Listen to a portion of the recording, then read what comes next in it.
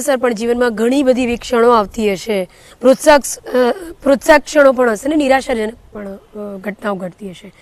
જ્યારે તમે નિરાશ થાવ ત્યારે કઈ તરફ આજે પણ જુઓ છો? એટલે હું આશાવાદી માણસ છું,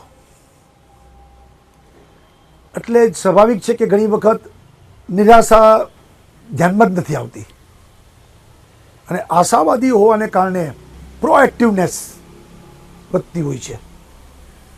નિરાશાવાદી માણસ ફ્રસ્ટ્રેટ થઈ જાય. પરંતુ જીવનમાં જેમ કે દરેકને એક સરખી જિંદગી નથી, ચડાવ ઉતાર આવતા જ રહે. ચડાવ ઉતાર તમે કેને ગણો છો એ મહત્વનું છે. હવે દાખલા તરીકે આશાવાદીનો એનો મતલબ નથી કે બધું આપણું ધાર્યું થાય, પણ એવું તો ન પકડીએ કે જેને કારણે ફ્રસ્ટ્રેશન આવે.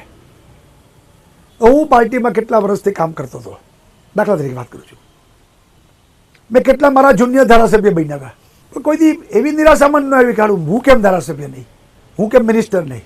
એ એક ક્લિયરિટી હોવાને કારણે કદી નિરાશા નથી, ને હું પાર્ટીમાં એટલો જ એગ્રેસિવ થઈને કામ કરતો હતો, અને તક મળી તો હું પાર્ટીએ મને મુખ્યમંત્રીની જવાબદારી પણ સોંપી.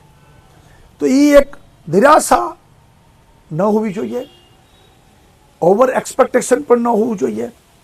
દેને વાલા ઉસકા ભલા, ન દેને વાલા ઉસકા ભી ભલા, તો કોઈ જીવનમાં તકલીફ નથી હોતી, તો ફ્રસ્ટ્રેશન ના આવે, નિરાશા ના આવે.